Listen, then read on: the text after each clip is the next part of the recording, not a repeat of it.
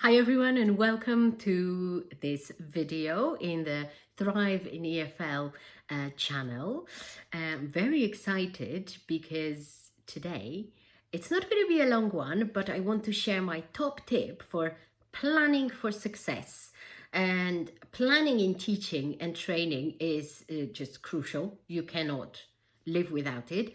But what do you do to actually make your life easier, to work more efficiently, and to avoid burnout, to avoid being frustrated? So here are my top tips. So my first tip is plan in bulk. Okay. When I was a novice teacher, all I could think of is like, oh my God, how am I going to teach that next lesson? And I would obsess over planning one lesson. People generally do that because they don't have experience. They think everything has to be perfect.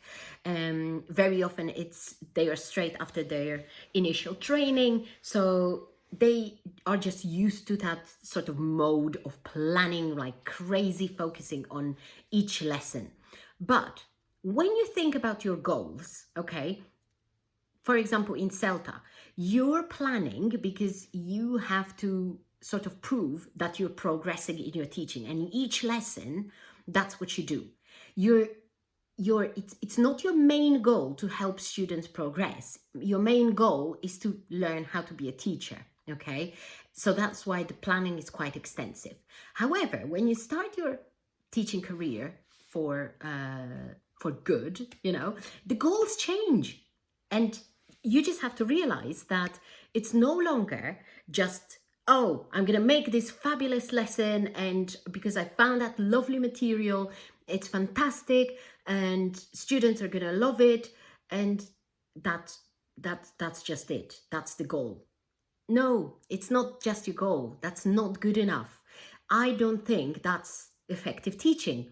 Effective teaching is when you have a bigger picture in mind. So when you have a bigger picture in mind, so think about your students' long-term goals, think about your own long-term goals. This is how you can make your planning much easier. So my sort of way of doing it, or how I used to do it, I don't teach that much anymore. I train more than teach, but the way I did it was by thinking of my lessons as a series of lessons. So sometimes I would even sit down and plan 10 consecutive lessons rather than one or two. And that helped me massively because I didn't focus on each and single lesson in too much detail. It helped me see the bigger picture. So, okay, if we do this in this lesson, then, oh, maybe maybe we'll run out of time. So we can actually, finish in this next lesson. If that goes well, I can do this or that, anticipate problems, think of different solutions. And I think it just gets you into that flow of thinking about planning your lessons. And that's just it. That's tip in itself. Tip number 2, and that's a little bit of a different approach. So if you specialize in teaching something, and I would really recommend that you do specialize in teaching something. So whether it is business English or IELTS, or teaching low-level, whatever, teenagers, or high-level adults, whatever, think of your students as people who have similar needs, okay? And try and come up with a plan or a series of lessons that you can actually use and reuse, recycle, so that your life is easier.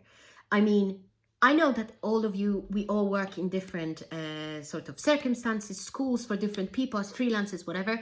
But if you have the flexibility of working with people that you choose to work with, then I would really highly recommend thinking of your lessons as programs. So you're not just teaching a series of lessons one after another and go through motions in those lessons. You think of those lessons as a whole, maybe not a syllabus, but a program, a set of classes. And I'm going to talk about it in the next video. This is also going to help you massively in how you charge for those lessons. So think about it. Food for thought. that's it from me for today. So tip number 1, plan in bulk. Think of your students' long-term or short-term goals rather than thinking of your single lessons.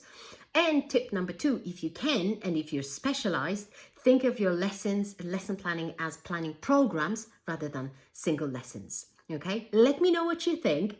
Let me know if you need any help with your planning. I'm very happy to help and answer any questions. So pop them in the comments section, and I'll see you in the next video. Thanks. Bye.